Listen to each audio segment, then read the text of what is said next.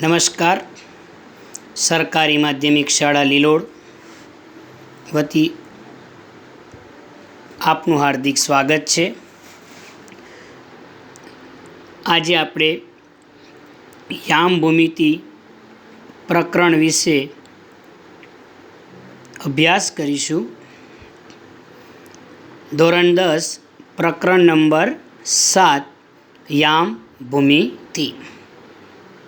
હવે તમે ધોરણ 9ની અંદર બે અક્ષ વિશે શીખી ગયેલા છો, એક્સ અક્ષ અને શિરોલંબ અક્ષ એટલે કે વાય અક્ષ. બંને અક્ષો એક્સ અને વાય જે બિંદુમાં છેદે છે તે બિંદુને આપણે ઉગમ બિંદુઓ કહીએ છીએ.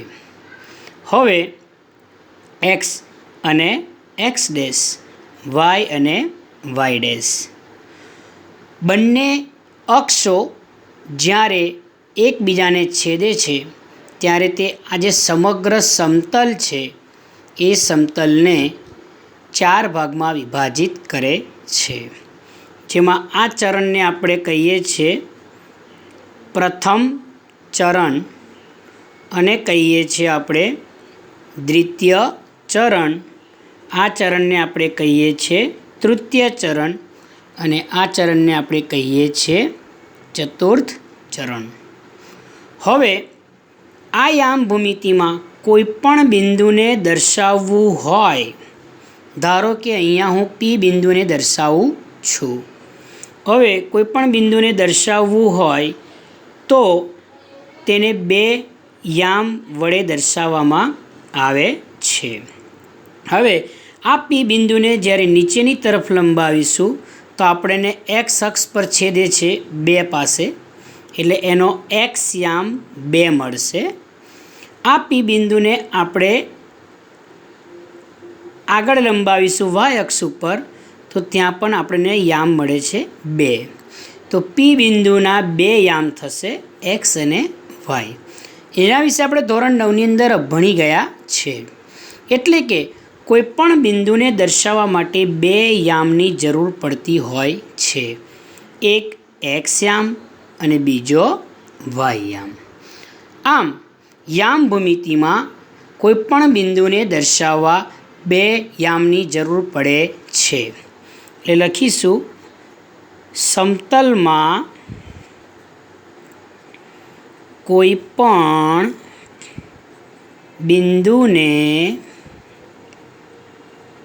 દર્શાવવા હંમેશા 2 યામ જરૂરી છે. એક એક્સ અને બીજો વાય.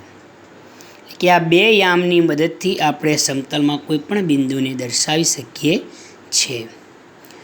તો હવે આપણી પાસે ધારો કે 2 બિંદુઓ છે, એક બિંદુ એ અને બીજું બિંદુ બી.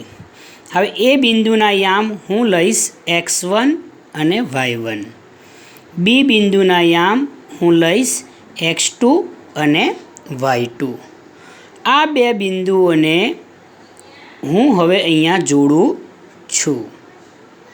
તો આ 2 બિંદુ એ અને બી વચ્ચે કેટલું અંતર હશે? એટલે કે રેખાખંડ એબીની લંબાઈ કેટલી હશે? આપણે તે 2 વચ્ચેનું અંતર જાણતા નથી. તો આ 2 બિંદુ વચ્ચેનું અંતર કઈ રીતે શોધવું? તેના માટે એક સૂત્ર છે, AB બરાબર વર્ગમૂળમાં એ બિંદુનો x1 યામ અને બી બિંદુનો x2 યામ, જે 2 હોય એની બાદબાકી આપણે કરવાની છે.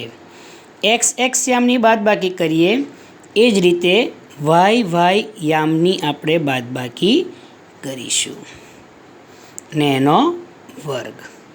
તો આ સૂત્રની મદદથી આપણે કોઈ પણ 2 બિંદુ વચ્ચેનું અંતર શોધી શકીએ છીએ. મિત્રો, બોર્ડની પરીક્ષામાં ખાસ પૂછાય છે કે જો કોઈ બિંદુના જો કોઈ બિંદુના યામ એક્સ વાય હોય અને તેનું ઉગમ બિંદુથી અંતર શોધો. હવે જ્યારે આપણને આ રીતે પૂછવામાં આવે કે કોઈ બિંદુના યામ એક્સ વાય હોય અને તેનું ઉગમ બિંદુથી અંતર શોધો. ઉગમ બિંદુના યામ આપણે જાણીએ છીએ 0, 0. ધારો કે એ એક્સ વાય છે અને ઉગમ બિંદુ ઓ એના યામ લઈશું 0, 0. તો એ ઓ બરાબર શું લખાશે વર્ગમૂળમાં? એક્સ માઇનસ 0નો વર્ગ વત્તા વાય માઇનસ 0નો વર્ગ. તો શું લખાય? એક્સ માઇનસ 0 એટલે એક્સ વર્ગ વત્તા વાયનો વર્ગ. તો આ આપણું ઉગમ બિંદુથી એક્સ વાય બિંદુનું અંતર છે જે આપણે શોધી શકીએ છીએ. તો હવે આપણે અંતર સૂત્ર શીખી ગયા છે. તો કોઈ પણ બે બિંદુ વચ્ચેનું અંતર કઈ રીતે શોધવું તેની ચર્ચા કરીએ. હવે આપણી પાસે એક એક્ઝામ્પલ લઈશું આપણે. આપણી પાસે એક બિંદુ છે એ 2, 3, B 4, 1. એ બી શોધો. હવે જ્યારે આપણને આ રીતે પૂછે કે એ બી શોધો એટલે કે એ અને બી વચ્ચેનું અંતર શોધો, તો આપણે આ બિંદુને x1 કહીશું ને આને કહીશું y1, અને કહીશું x2 ને આને કહીશું y2. તો આપણે સૌપ્રથમ આપણું સૂત્ર લખીશું. એ બી બરાબર x1 માઇનસ x2નો વર્ગ વત્તા y1 માઇનસ y2નો વર્ગ. હવે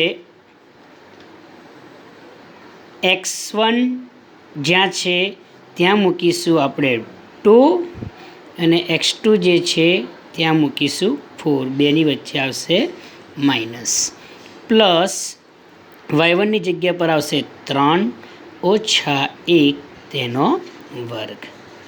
હવે વત્તા ઓછા ઓછા 4માંથી 2 જશે એટલે 2, મોટાની નિશાની એટલે માઇનસ તેનો વર્ગ વત્તા 3 ઓછા 1 એટલે 2 તેનો વર્ગ બરાબર માઇનસ છે અને 2 કી ઘાત છે તો ઓછા ઓછા 2 વાર આવે એટલે વત્તા થઈ જાય. 2નો વર્ગ 4 અને અહીંયા 2નો વર્ગ 4 બરાબર 4 ને 4 8.